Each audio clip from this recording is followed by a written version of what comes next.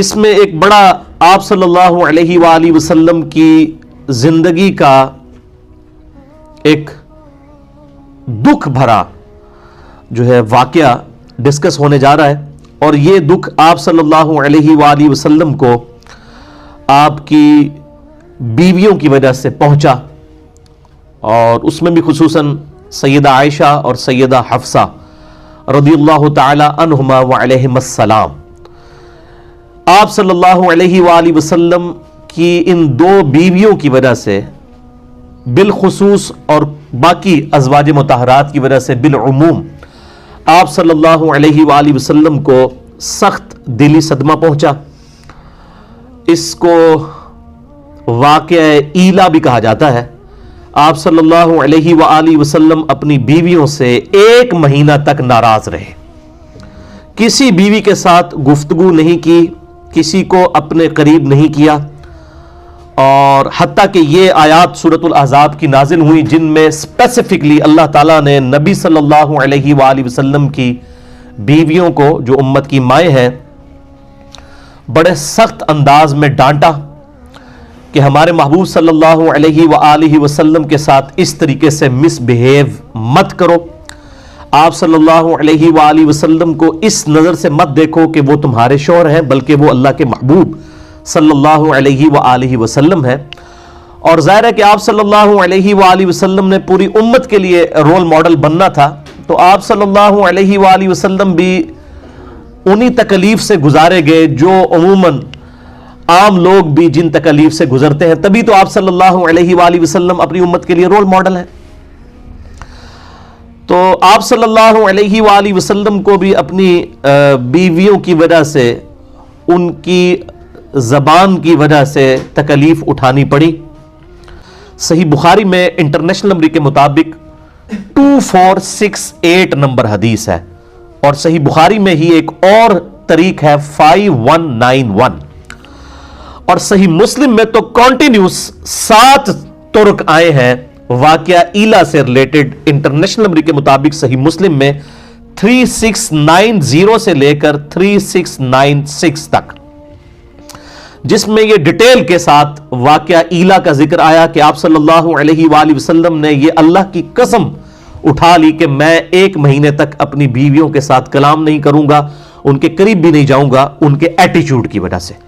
حتیٰ کہ اللہ نے اپنے محبوب صلی اللہ علیہ وآلہ وسلم کی اس چیز کو انڈورس فرمایا، اور آپ صلی اللہ علیہ وآلہ وسلم پر یہ سورۃ الاحزاب کی آیات نازل فرما کے آپ صلی اللہ علیہ وآلہ وسلم کی بیویوں کو بڑے سخت انداز میں تنبیہ فرمائی کہ آئندہ سے ہمارے محبوب صلی اللہ علیہ وآلہ وسلم کے ساتھ اپنی زبان جو ہے یہ سنبھال کر گفتگو کرنی ہے۔ اور اس میں بھی خصوصاً آپ صلی اللہ علیہ وآلہ وسلم کی چونکہ فقر کی زندگی تھی، تو اس حوالے سے وہ نان و نفقہ زیادہ ڈیمانڈ کرتی تھی، جو بخاری اور مسلم میں آتا ہے انہیں احادیث کے اندر، آپ خود کھول کے پڑھ سکتے ہیں۔ اسلام 360 جو ہے اینڈرائڈ ایپ ہے، اس کو بھی آپ دیکھ لیں، اس میں آپ کو انہی نمبرنگ کے اوپر یہ احادیث مل جائیں گی۔ اس کے علاوہ PDF بھی ہماری ویب سائٹ اہلسنتپاک.com پہ رکھے ہیں، صحیح بخاری 2468 اور 5191، اور صحیح مسلم میں 3690 سے لے کر 3696 تک انٹرنیشنل نمبر کے مطابق۔ تو آپ صلی اللہ علیہ وآلہ وسلم کی دلجوئی اللہ تعالیٰ نے فرمائی، اور امہات المومنین سے کہا کہ ہمارے نبی صلی اللہ علیہ وآلہ وسلم کے ساتھ اسی طریقے سے تمہیں فقر کے ساتھ اسی غربت کی حالت میں زندگی گزارنی ہوگی، آپ سے ایکسٹرا آرڈنری کوئی ڈیمانڈ نہیں کرنی ہوگی۔ اور یہ نہ سمجھیے گا کہ وہ ایکسٹرا آرڈنری ڈیمانڈ ان کی کو بہت زیادہ تھی، یعنی صحیح بخاری اور صحیح مسلم کی متفق علیہ حدیث ہے کہ اما عائشہ رضی اللہ تعالیٰ عنہ کہتی ہیں کہ نبی صلی اللہ علیہ وآلہ وسلم کی وفات تک ہماری یہ حالت تھی کہ بعض اوقات 1 مہینہ، بعض اوقات 2 مہینہ، بعض اوقات 3 مہینے تک ہمارے گھر میں چولہا نہیں جلتا تھا، 2 کالی چیزوں پر گزارا ہوتا تھا، کھجور اور پانی۔ اور وہ بھی یہ نہ سمجھے کہ کوئی ٹنوں کے حساب سے کھجوریں تھیں، 2 کھجوریں اور 1 میٹھا پانی کا پیالہ صبح کے وقت، اور 2 کھجوریں اور 1 میٹھا پانی کا پیالہ، جو اس وقت ایک ایشو تھا ریگستانی علاقے میں میٹھا پانی کا حصول، تو اس میں تھوڑی سی اضافے کی ڈیمانڈ کی گئی جو دنیاوی اعتبار سے تو بالکل جینون تھی، لیکن چونکہ انہوں نے امت کے لیے رول ماڈل بننا تھا، اس لیے اللہ تعالیٰ نے اپنے محبوب صلی اللہ علیہ وآلہ وسلم کے ذریعے ان کو اس حوالے سے تنبیہ کی کہ بھئی اس طریقے سے نہیں معاملہ چلے گا۔ سیدنا عبداللہ ابن عباس رضی اللہ تعالی عنہما روایت کرتے ہیں میں وہ حدیث آپ کو یعنی فی البدی سنا دیتا ہوں کہ سیدنا عبداللہ ابن عباس رضی اللہ تعالیٰ عنہما کہتے ہیں کہ میرے دل میں بڑے عرصے سے یہ خواہش تھی کہ قرآن حکیم میں نبی صلی اللہ علیہ وآلہ وسلم کی وہ کون سی دو بیویاں ہیں جن کو اللہ تعالیٰ نے اتنے سخت الفاظ کے اندر خطاب فرمایا، اور وہ سورہ التحریم کے اندر موجود ہے. سورہ التحریم پارہ نمبر 28 میں آیت نمبر 4، اعوذ باللہ من الشیطان الرجیم، ان تتوبا الی اللہ فقد صغت قلوبکما، اگر تم اللہ کی طرف رجوع لاؤ تو بے شک تمہارے دل جو ہے وہ ٹیڑے ہو چکے ہوئے ہیں، راہ راست سے ہٹ چکے ہوئے ہیں. یعنی تم دونوں، اور یہ یعنی دو کا سیغہ عربی میں استعمال ہوا ہے، جمع کا سیغہ استعمال ہوا، یعنی تم دونوں بیویوں کے دل ٹیڑے ہو چکے ہیں نبی صلی اللہ علیہ وآلہ وسلم کے ساتھ مس بیہیو کرنے کی وجہ سے، اللہ کی طرف توبہ لاؤ. اب یہ بڑے سخت الفاظ تھے، ظاہر ہے کہ ایک امہات المومنین کا معاملہ ہے، تو ابن عباس رضی اللہ تعالی عنہما کے الفاظ ہیں. یہ بڑی ڈیٹیل حدیث ہے، 4-5 صفحوں کی حدیث ہے بخاری اور مسلم میں، جس کا میں نے نمبر بتایا. وہ کہتے ہیں کہ میں بڑا جو ہے وہ ریلیکٹنٹ تھا کہ میں سیدنا عمر فاروق رضی اللہ تعالی عنہما جو امیر المومنین تھے، میں ان سے یہ ڈسکس کروں یہ آخر کون سی دو بیویاں ہیں جن کے بارے میں اتنے سخت الفاظ آئے کہ تمہارے دل ٹیڑے ہو چکے ہیں، رائے راست سے ہٹ چکے ہیں، ایک طرف جھک چکے ہیں. تو میں آپ رضی اللہ تعالیٰ عنہ سے ان بیویوں کے بارے میں پوچھوں. تو وہ کہتے ہیں کہ ایک دفعہ حج کے موقع پر ہم راستے میں سفر میں تھے، تو میں نے سیدنا عمر فاروق رضی اللہ تعالیٰ عنہ وعلیہ السلام کو وضو کروایا، اور وہ رفع حاجت کے لیے پہلے چلے گئے، ان کے لیے میں پانی لے کر کھڑا ہوا تو انہوں نے استنجا کیا، اس کے بعد وضو کیا. اور میں نے اس وقت ذرا ان کی یعنی ایک فرینڈلی ماحول دیکھتے ہوئے میں نے امیر المومنین سے عرض کی کہ یا امیر المومنین، میرے دل میں بڑے عرصے سے خواہش ہے کہ میں آپ رضی اللہ تعالیٰ عنہ سے نبی صلی اللہ علیہ وآلہ وسلم کی ان دو بیویوں کے بارے میں پوچھوں کہ وہ کون سی دو بیویاں ہیں جن کے بارے میں اتنے سخت الفاظ قرآن حکیم کے اندر آئے. سورہ التحریم کی آیت نمبر 4 میں بھی اور سورۃ الاحزاب میں آیت نمبر 28 کے اندر. وہ ہم بعد میں آیات پڑھیں گے تو آپ کو اندازہ ہوگا کہ کتنے سخت الفاظ اللہ تعالیٰ نے جو ہے اس حوالے سے نازل فرمائے. تو سیدنا عمر فاروق رضی اللہ تعالیٰ عنہ نے کوئی اس میں لحاظ، کوئی گستاخی نہیں سمجھی. انہوں نے سیدھا کہا کہ عائشہ اور حفصہ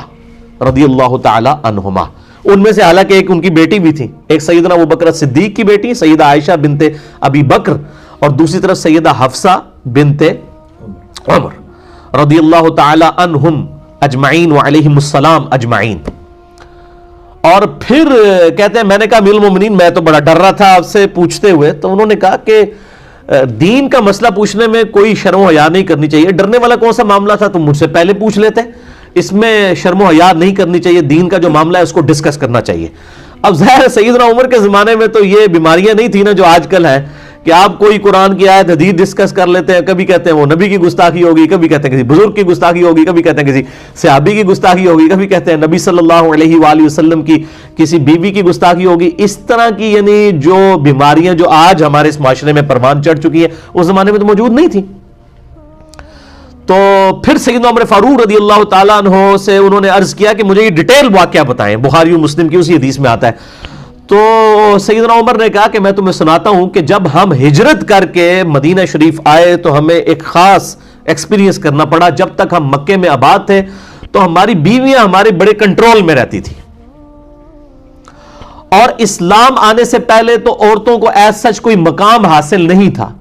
اس وجہ سے کبھی کسی عورت کی جرت نہیں ہوتی تھی کہ وہ اپنے خاوند کے ساتھ کسی معاملے میں زبان درازی کرے. لیکن جب اسلام آیا اور قرآن حکیم میں عورتوں کے حقوق نازل ہوئے تو ان حقوق نازل ہونے کی وجہ سے ظاہر ہے ایک بندہ ایک اس باؤنڈری کے اندر ہے پھر تو بات ٹھیک ہے، لیکن اسی کی پلی لیتے ہوئے سیدنا عمر کہتے ہیں کہ ہماری عورتیں جو ہے نا وہ ہم پہ شیر ہونا شروع ہو گئی. مطلب یہ ہوتا ہے، یہ نیچرل چیز ہے کہ جب آپ کسی کو اتھارٹی دیتے ہیں، یعنی ماں باپ ہیں وہ اپنے بچوں کی داڑیاں منڈوانے کے لیے مس یوز کرتے ہیں اپنی اس رسپیکٹ کو، اور کہتے ہیں جی دیکھو جی ماں باپ کا تو حکم ہے، اور میں تو حکم دینا ہوا کہ داڑھی مڈا. تو وہ ماں باپ کے ادب کو مس یوز کیا جا رہا ہوتا ہے. حالانکہ بخاری و مسلم کی متفق علیہ حدیث ہے مولا علی رضی اللہ تعالیٰ عنہ علیہ السلام سے کہ جو اطاعت ہے ماں باپ کی وہ یا کسی بھی مخلوق میں سے کسی بھی شخص کی، وہ اللہ تعالیٰ کی حدود کے اندر ہے. جہاں پر وہ اللہ تعالیٰ کے ساتھ معصیت والا معاملہ آئے گا پھر کسی کی کوئی اطاعت نہیں ہے. وہ کلیئر کٹ ہے, اور یہ کوئی راکٹ سائنس نہیں ہے. یہ جو حدیث ہے بخاری اور مسلم کی کہ تم میں سے کوئی شخص اس وقت تک مومن ہی نہیں ہو سکتا جب تک کہ میں اسے, اس کے ماں باپ, اولاد, سب لوگوں سے بڑھ کر عزیز نہ ہو جاؤں. تو اس کا کیا مطلب ہے, صرف نعرے مارنا نہیں, مراد یہ کہ ماں باپ, اولاد, سب لوگ ایک طرف کھڑے ہوں, دوسری طرف نبی صلی اللہ علیہ وآلہ وسلم کا حکم ہو, آپ کی تابعداری ہو, تو اس کو ٹاپ پرائرٹی اللہ اور اس کے محبوب صلی اللہ علیہ وآلہ وسلم کی ذات ہونی چاہیے. تو سیدنا عمر کہتے ہیں کہ پھر ہماری بیویاں جو ہے وہ ہم پہ شیر ہونا شروع ہوگی, حتیٰ کہ جب ہم ہجرت کر کے مدینہ آئے تو مدینہ میں جو انصار کی عورتیں ہیں وہ پہلے ہی اپنے خاوندوں کے اوپر غالب تھیں. پھر ہماری بیویوں نے بھی جب ان کو دیکھنا شروع کیا تو ان کو ہور, جنہوں کہتے ہیں نا پنجابی, اللہ شیری ہو گئی,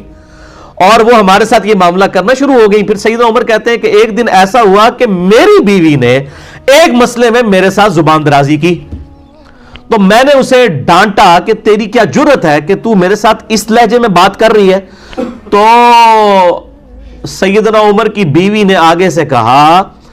کہ اے عمر, جا کے تم اپنی بیٹی کی خبر لو حفصہ کی, جو رسول اللہ کے ساتھ اس سے بھی زیادہ سخت زبان میں بات کرتی ہے, اور نبی صلی اللہ علیہ وآلہ وسلم پورا دن غضبناک رہتے ہیں اور ناراض رہتے ہیں تمہاری بیٹی سے, جو اس طریقے سے گفتگو کرتی ہے رسول اللہ کے ساتھ صلی اللہ علیہ وآلہ وسلم. اب سیدنا عمر وہ میٹھے میٹھے مسلمان تو نہیں تھے نا, وہ تو بالکل اسٹریٹ فارورڈ مسلمان تھے. انہوں نے کہا سیدھی تیسی, یہ کیسے ہو سکتا ہے. سیدنا عمر فاروق رضی اللہ تعالیٰ نے اسی ٹائم گھر سے نکلے اور اپنی بیٹی حفصہ کے پاس گئے اور کہا کہ میں نے تیرے بارے میں ایسی بات سنی ہے, کیا تو واقعی نبی صلی اللہ علیہ وآلہ وسلم کے ساتھ اس طریقے سے گفتگو کرتی ہے. انہوں نے کہا ہاں میں کرتی ہوں. دوسری روایت میں آتا ہے کہ انہوں نے پکڑ کے ان کا گلا دبانا شروع کر دیا اور مارنا شروع کر دیا. اور بخاری مسلم میں الفاظ آتے ہیں کہ جب سیدنا ابو بکر تک یہ بات پہنچے تو انہوں نے سیدہ عائشہ کا گلا دبایا اور ان کو مارا پیٹا ان کے گھر جا کے. حالانکہ ایک طرف امہات المومنین والا بھی رشتہ ہے, دوسری طرف بیٹی بھی ہے, لیکن نبی صلی اللہ علیہ وآلہ وسلم کی حمیت میں سیدنا ابو بکر عمر رضی اللہ تعالی عنہما نے ان سے اوپر کسی کو نہیں جانا, آپ صلی اللہ علیہ وآلہ وسلم کی مبارک ذات سے. پھر سیدہ حفصہ کے ساتھ جب یہ معاملہ ہوا, پھر سیدنا عمر جو ہے وہ سیدہ عائشہ کے پاس گئے, ان کو بھی جا کے ڈانٹا. سیدہ عائشہ نے کہا کہ جا کے اپنی بیٹی کی خبر لو, تم میرے پاس کس کیپیسٹی میں آئے ہو تم. تو پھر سیدہ ام سلمہ کے پاس چلے گئے جو امہات المومنین میں سے سینئر تھی اور آخر میں فوت ہوئی ہیں 64 ہجری میں, واقعہ کربلا کے بھی 3 سال کے بعد. ام سلمہ کے پاس جب گئے تو سیدنا عمر فاروق رضی اللہ تعالی عنہ کو ام سلمہ نے کہا کہ بھئی تم کس کیپیسٹی میں نبی کی بیویوں کو جا کے گھر میں جا کے سمجھا رہے ہو, یہ تمہارا کام بنتا ہے. تو سیدنا عمر کہتے ہیں کہ ام سلمہ نے مجھے اتنا یعنی ڈانٹا اس معاملے میں کہ نبی صلی اللہ علیہ وسلم کے گھر کے معاملات میں تمہیں دخل دینے کی کیا ضرورت ہے, کہ مجھے اس چیز کا احساس ہوا کہ واقعی میں نے کوئی غلط کام کیا. پھر کہتے ہیں کہ میں اس کے بعد گھر آیا تو کچھ ہی دیر کے بعد میرا ایک دوست میرے پاس آیا, اس نے دروازہ کھٹکھٹایا اور اس نے کہا کہ جی بہت بری خبر لے کے آیا ہوں. تو سیدنا عمر فاروق رضی اللہ تعالیٰ عنہ کہتے ہیں کہ ان دنوں ہمیں جو غسان کا بادشاہ تھا عیسائی, اس کی طرف سے حملے کا ڈر تھا مدینہ شریف پہ, تو میں سمجھا شاید غسانی بادشاہ جو ہے وہ اپنی فوجوں کے ساتھ حملہ آور ہو گیا. تو میں نے کہا کہ کیا وہ غسانی بادشاہ آ گیا. انہوں نے کہا نہیں, نبی صلی اللہ علیہ وآلہ وسلم نے اپنی بیویوں کو طلاق دے دی ہے. تو سیدنا عمر نے کہا ستیہ ناس ہو حفصہ کا, اور اس طریقے سے وہ تو بڑے غصے ہوئے, انہوں نے اتنے سخت لفظ استعمال کیے کہ مجھے تو پہلے ہی ڈر تھا کہ یہ جس طریقے سے نبی صلی اللہ علیہ وآلہ وسلم سے ضرورت سے زیادہ نان و نفقہ ڈیمانڈ کرتی ہیں اور آپ صلی اللہ علیہ وآلہ وسلم کے ساتھ زبان والا معاملہ کرتی ہیں, تو یہ تو بڑا سخت معاملہ ہو جائے گا. تو انہوں نے کہا میں تو مطلب حفصہ ہلاک ہو گئی. سیدنا عمر فاروق رضی اللہ تعالیٰ عنہ وہاں سے نکلے اور سیدہ حفصہ کے پاس پہنچے. وہاں پہ سیدنا ابوبکر صدیق بھی کھڑے ہوئے تھے اور لوگ یعنی زارو قطار اس معاملے میں یعنی پریشان تھے, رو رہے تھے, اور کہ بھئی نبی صلی اللہ علیہ وسلم اپنی بیویوں سے الگ ہو گئے. آپ صلی اللہ علیہ وسلم اپنے گھر کی جو اوپر والی چھت ہے اس کے اوپر جا کے بیٹھ گئے, اور سیدنا عمر فاروق رضی اللہ تعالی عنہ اسی طرق میں آتا ہے طریق میں صحیح مسلم کے کہ جا کے انہوں نے یعنی سیدہ حفصہ کو بھی مارا اور سیدنا ابوبکر صدیق نے جا کے سیدہ عائشہ کو مارا کہ تم نے اس طریقے سے حرکت کیوں کی ہے. اور پھر سیدنا عمر جو ہے اجازت لے کے نبی صلی اللہ علیہ وسلم کی خدمت میں حاضر ہوئے, سیڑھیاں چڑھ کے اوپر گئے اور انہوں نے جو گھر کا نقشہ کھینچا ہے, یقین کریں انسان کی آنکھوں میں آنسو آ جاتے ہیں. گھر میں کوئی بھی چیز نہیں, سوائے ایک چمڑے کا تکیہ جس کے اندر کھجور کے جو ہے وہ پتے بھرے ہوئے ہیں، اور آپ صلی اللہ علیہ وسلم نے ایک تہمت پہنی ہوئی ہے، اوپر بھی کوئی چادر نہیں ہے، نہ کوئی قمیض ہے، اور ایک کھجور کی چھال کے اوپر آپ صلی اللہ علیہ وسلم لیٹے ہوئے ہیں، آپ کے جسم مبارک کے اوپر بھی جو ہے وہ اس کھجور کی چھال کے نشان ہے. اور سیدنا عمر نے دیکھ کے رونا شروع کر دیا اور کہا یا رسول اللہ صلی اللہ علیہ وسلم، یہ دنیا کے بادشاہ جو ہیں کیسر و کسرا جو ہیں وہ اتنے بڑے مزے لوٹ رہے ہیں، اور آپ اللہ کے نبی ہو کے اس حالت میں. تو سیدنا عمر سے آپ صلی اللہ علیہ وسلم نے فرمایا کہ عمر، لگتا ہے کہ دنیا کی حقیقت تم پہ ابھی تک نہیں کھلی. کیا تم اس بات پر راضی نہیں ہو کہ کیسر و کسرا دنیا کے مزے لوٹیں اور ہم آخرت کی سعادت؟ بس یہ آخری حصہ ہی ہماری حدیث کی کتابوں میں لکھا جاتا ہے، یہ پوری حدیث اس طرح ہے بخاری اور مسلم کی. بہرحال پھر انہوں نے، سیدنا عمر کہتے ہیں کہ نبی صلی اللہ علیہ وآلہ وسلم انتہائی غمناک تھے، تو میں نے کوشش کی کہ میں کوئی ایسی بات کروں کہ آپ کو ہنساؤں. تو پھر کہتے ہیں کہ میں نے آپ صلی اللہ علیہ وآلہ وسلم سے وہ سارا قصہ بیان کیا، اور میں نے کہا یا رسول اللہ دیکھیں، جب تک ہم مکے کے اندر تھے ہماری بیویوں کی جرت نہیں ہوتی تھی کہ ہمارے ساتھ زبان درازی کریں. جب ہم مدینے میں آئے ہیں اور یہاں پہ بھی انصار کی عورتوں کو دیکھ کے ہماری بیویاں بھی مطلب وہ اس طریقے سے زبان درازی کرنا شروع ہو گئی ہیں. اور یہ نبی صلی اللہ علیہ وسلم یہ جب باتیں سنی تو آپ صلی اللہ علیہ وسلم ہلکے سے مسکرائے، یعنی ان کی ان باتوں کی وجہ سے کہ بھئی یہ تو ریئلٹی بیان کر رہا ہے، ایسا ہی ہوا ہے.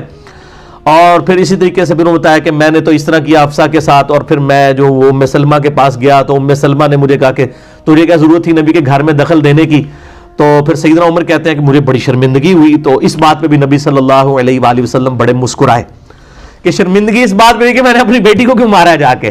یعنی نبی صلی اللہ علیہ وسلم اس بات پہ مسکرائے کہ یعنی نبی صلی اللہ علیہ وسلم کی مبارک یعنی عزت کا اس قدر سیدنا عمر کو خیال ہے کہ انہوں نے اپنی بیٹی کو مارا، اور پھر مارنے کے بعد، حالانکہ مارنا باپ اپنی بیٹی کو مار رہا تھا، لیکن اس کے بعد ان کو اس چیز کا احساس ہوا کہ مجھے یہ کام نہیں کرنا چاہیے تھا. نبی صلی اللہ علیہ وآلہ وسلم نے بعض معاملات کے اندر جو ہے وہ مطلب مسکراہٹ کا اظہار فرمایا اور ساتھ ساتھ اپنا سر مبارک بھی ہلایا. پھر یہ ساری تمہید بنا کے نبی صلی اللہ علیہ وآلہ وسلم سے سیدنا عمر نے پوچھا یا رسول اللہ صلی اللہ علیہ وآلہ وسلم، کیا آپ نے اپنی بیویوں کو طلاق دے دی ہے؟ تو آپ صلی اللہ علیہ وآلہ وسلم نے فرمایا کہ میں نے طلاق نہیں دی ہے، میں نے ان سے علیحدگی اختیار کر لی ہے 1 مہینے کے لیے.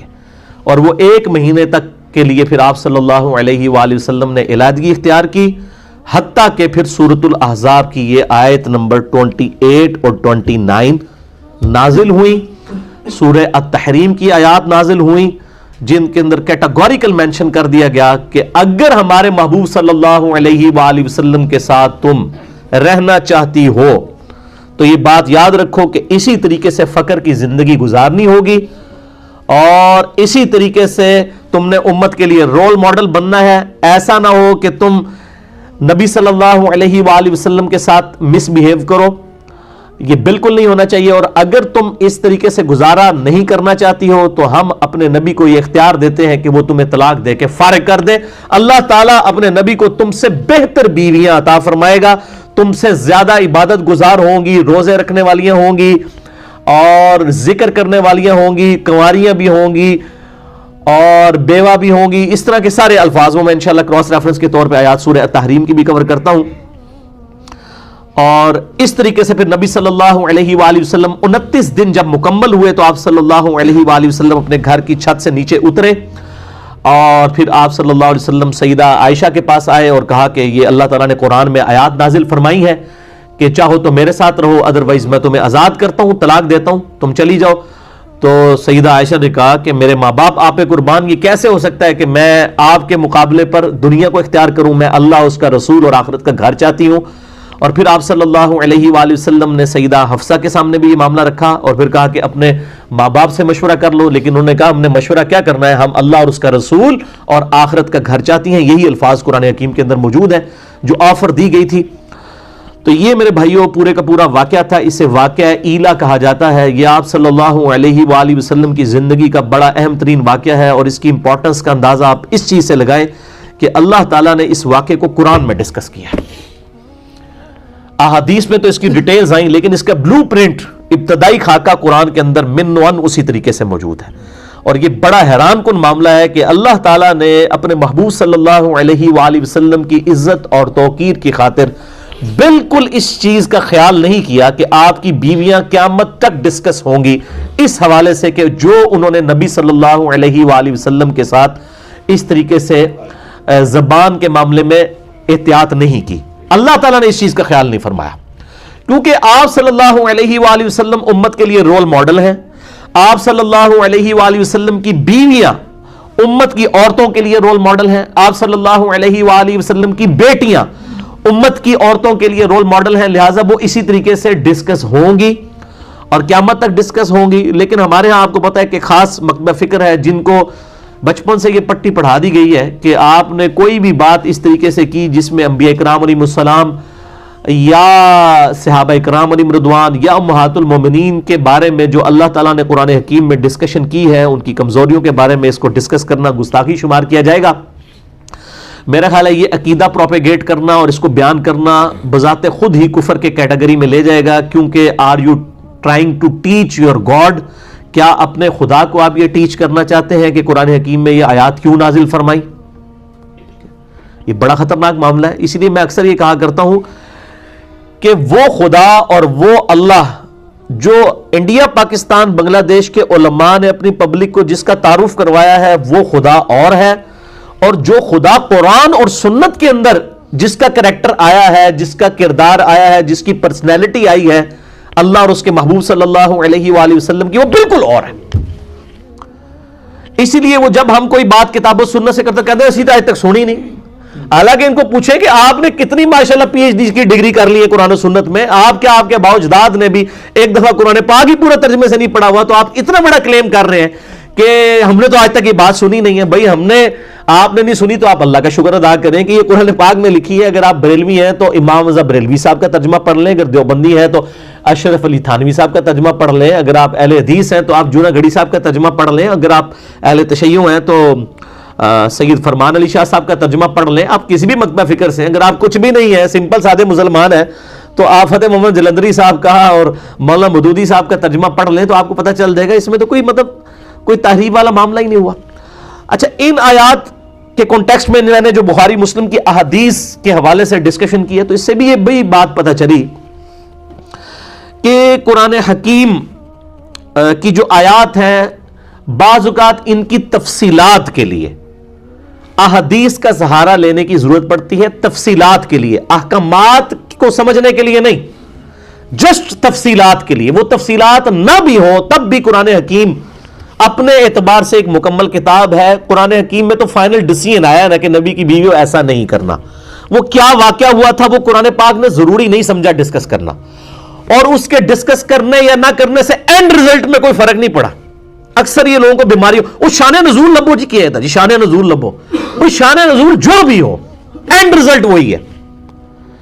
ٹریفک سگنل کے لیے گرین کے اوپر چلنا اور ریڈ کے اوپر رکنا کیوں رکھا گیا, اس کا شان نزول کیا تھا ٹریفک قوانین بنانے والوں کے لیے؟ یہ ایک انٹرسٹ کی بات ہو سکتی ہے کہ جی گرین رنگ جو ہے اچھا لگتا ہے, گرینری اچھی لگتی ہے, ریڈ کلر جو ہے وہ بلڈ کی نشانی ہے, یہ خطرے کی نشانی ہے, شاید یہ وجہ ہو. لیکن یہ وجہ کچھ بھی ہو, اینڈ رزلٹ یہ ہے کہ ریڈ کے اوپر رکنا ہے, گرین پہ چلنا ہے. اینڈ رزلٹ کبھی چینج ہوگا نہیں. اسی طریقے سے قرآن حکیم کی آیات کا جو اینڈ رزلٹ جو آیا ہے اس کے شان نزول سے اس کے اینڈ رزلٹ پہ کوئی فرق نہیں پڑتا. اس لیے میں نے مسئلہ نمبر 154 ریکارڈ کروایا تھا کہ قرآن حکیم اپنے شان نزول کا محتاج نہیں ہے. البتہ ایکسپلینیشن کے لیے, اس کی ایک ڈیٹیلز کے لیے, ایک انٹرسٹ کے طور پہ, بس زیادہ زیادہ انٹرسٹ, وہ انٹرسٹ کوئی رکھتا ہے نہیں رکھتا ہے, اینڈ رزلٹ قرآن حکیم کا وہی ہے. قرآن حکیم محتاج نہیں ہے. بہرحال اس کی تفصیلات کے لیے سنت کی ضرورت پڑتی ہے جو صحیح الاسناد احادیث کے ساتھ یا تواتر کے ساتھ ٹرانسفر ہوئی ہے, اور ظاہر ہے کہ وہ مطلب اس کی وجہ سے ہمیں پوری ایک سمجھ لیں کہ سٹارٹ سے لے کے اینڈ تک باتیں سمجھ آ جاتی ہیں, اور پھر ساتھ ہی ساتھ ان گمراہیوں کا دروازہ بھی بند ہو جاتا ہے سنت کی برکت سے کہ بعض لوگ جو قرآن حکیم میں اپنے مطلب کی باتیں انجیکٹ کرنے کی کوشش کرتے ہیں. حالانکہ میں اللہ کے فضل سے علا وجہ بصیرت قرآن حکیم سے ہی ان ساری باتوں کا دفاع کر سکتا ہوں جو قرآن حکیم کے ساتھ اس قسم کا کھلواڑ کرنے والے لوگ اس وقت معاشرے کے اندر موجود ہیں, جس میں top of the list personality Ghulam Pervez صاحب کی تھی, اور آج کل بھی ایک وہ کراچی کے اندر ایک اسکالر ہے شیخ محمد صاحب, ان کی کافی مجھے ان کے حوالے سے بھی ای میلز لوگوں نے بھیجی ہیں کہ انہوں نے اس طرح جو ہے وہ دیوبند کے ایک مفتی کے ساتھ جو ہے وہ ڈیبیٹ کی. وہ 3 گھنٹے کی ڈیبیٹ میں نے کم از کم 2 دفعہ تو دیکھی ہے ڈیٹیل کے ساتھ, مفتی عبد الباقی صاحب بنوریا ٹاؤن والے. مجھ سے لوگ پوچھتے ہیں کہ جی آپ بتائیں آپ کا کیا اوپینین ہے. بھائی میں تو ایک 1 ایجنڈا پیش کرتا ہوں, میرے نزدیک دونوں ہی غلط ٹریک کے اوپر ہیں. جو ڈیفینڈ کر رہے ہیں وہ بھی ٹریک سے ہٹے ہوئے ہیں, جو اپنا مقدمہ پیش کر رہے ہیں وہ بھی ٹریک سے ہٹے ہوئے ہیں. باقی رہا ان کے اوپر لیکچرز ریکارڈ کروانا اور ایک ایک چیز کو ڈسکس کرنا, تو سب سے پہلے تو وہ علماء جو مطلب آگے تعارف کرواتے ہیں کہ ہم نے جی پی ایچ ڈی کی ہے, اتنا عرصہ ہم نے قرآن پہ لگایا ہے, اور ان کو اس طریقے سے وہ بندہ بے عزت کرتا ہے ایک عام آدمی جس نے قرآن کے اوپر تحقیق کی ہے. تو اب یہ علماء کے لیے لمحہ فکری ہے نا کہ وہ کیوں بے عزت ہو رہے ہیں ان لوگوں کے ہاتھوں, تو یہ علماء خود جواب دیں نا. تو ہارڈلی اس کے 3,000 کے قریب سبسکرائبرز ہیں. اس ویڈیو کو خیر کوئی 3 لاکھ کے قریب لوگ دیکھ چکے ہیں. ادروائز تو ایز سچ یہ 92 سے لیکچرز دے رہے ہیں شیخ محمد صاحب, ایز سچ ان کو اس طریقے سے پذیرائی حاصل نہیں ہوئی ہے. ظاہر ہے کہ وہ ایک مین سٹریم کی لائن سے ہٹے ہوئے ہیں. باقی جو ان کی پازیٹیو چیزیں ہیں میں اس کو انڈورس کرتا ہوں. لیکن مجھ سے لوگ کہہ رہے تھے, تو میں ابھی مجھے اچانک اس کے حوالے سے یاد آ گیا, تو ضرورت نہیں ہے سچ اس اعتبار سے ڈیٹیل کے ساتھ چیزیں ریکارڈ کروانے کی. کئی چیزیں بالکل واضح ہوتی ہیں, وہ پتہ چل جاتی ہیں. باقی انشاءاللہ تعالی ہمارے لیکچر خود بخود جواب بن جاتے ہیں ان چیزوں کے, کہ چیزوں کو کنٹیکسٹ کے ساتھ بسا اوقات تفصیلات کے لیے. میں بار بار کہوں گا, میں قرآن حکیم کو کسی حدیث کا محتاج نہیں سمجھتا ہوں as far as rules of Quran حکیم آر کنسرنڈ, اور میں اس چیز کو قرآن حکیم کی جو ہے توہین سمجھتا ہوں کہ اگر کوئی شخص کہے کہ قرآن جو ہے وہ سمجھنے کے لیے احادیث کا محتاج ہے. Not at all. تفصیلات کے لیے ایک انٹرسٹ کے طور پہ ضرور ہے. باقی قرآن حکیم میں جو رولز آئے ہیں من و عن اسی طریقے سے وہ قبول کیے جائیں گے. باقی یہ کہنا قرآن حکیم میں نماز کا طریقہ نہیں آیا, تو میرے بھائی قرآن حکیم کا ٹاپک یہ نہیں ہے نا. قرآن حکیم کا ٹاپک عقائد ہے, تو اس میں ظاہر نماز کا طریقہ تو نہیں ہوگا. ہاں رکوع کا سجود کا ذکر ہے, لیکن پورے کا پورا بلو پرنٹ تو نہیں ہوگا. وہ تو نماز کا پورا طریقہ تو کسی ایک حدیث کی کتاب میں بھی نہیں آیا. ہمیں درجنوں احادیث کی کتابوں کو جمع کر کے میں نے ریسرچ پیپر نمبر 8 لکھا ہے, مکمل نماز محمدی صلی اللہ علیہ وآلہ وسلم,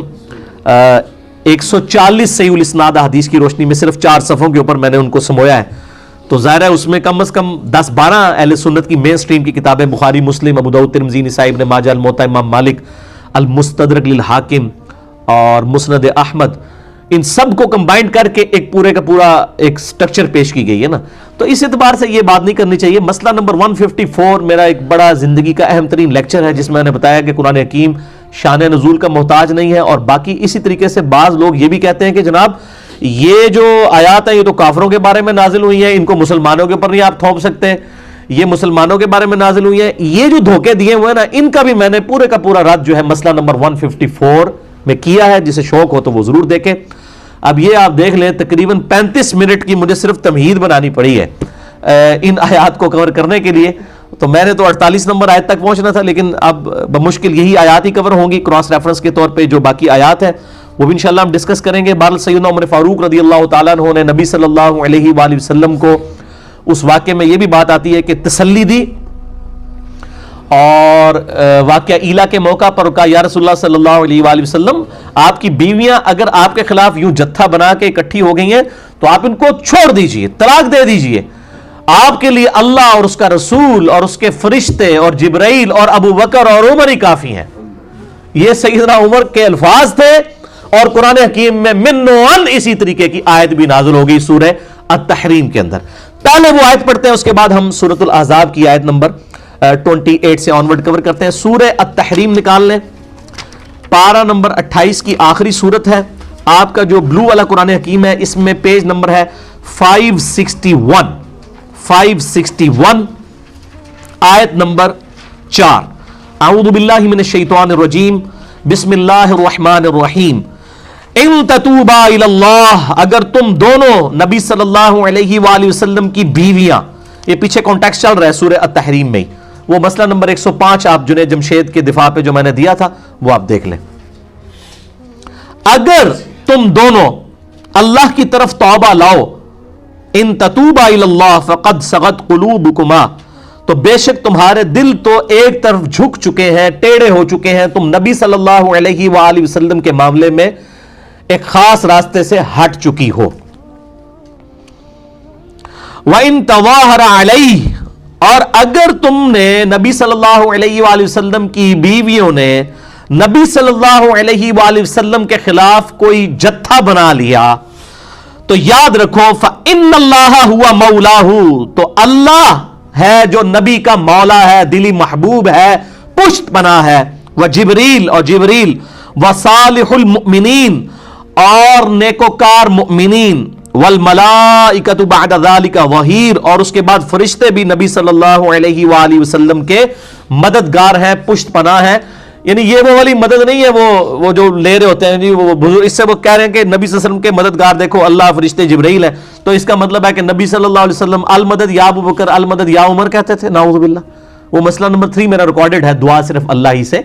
اس سے مراد ہے ظاہری اسباب میں اللہ تعالیٰ نے فرشتوں کو, نبی صلی اللہ علیہ وسلم کے اصحاب کو آپ صلی اللہ علیہ وآلہ وسلم کا ساتھی بنایا ہے. اور آگے دیکھیں کتنے سخت الفاظ ہیں. عسى رب ان طلقکن, قریب ہے کہ ہمارے محبوب صلی اللہ علیہ وآلہ وسلم اگر تمہیں طلاق دے دے تو ان کا رب ان کو ان یبدلہ, تبدیل کر دے, تمہاری جگہ اور بیویاں دے دے, ازواجن غیر منکن, تم بیویوں کو چھوڑ کر اس کے بدلے میں اور اچھی بیویاں عنایت فرما دے,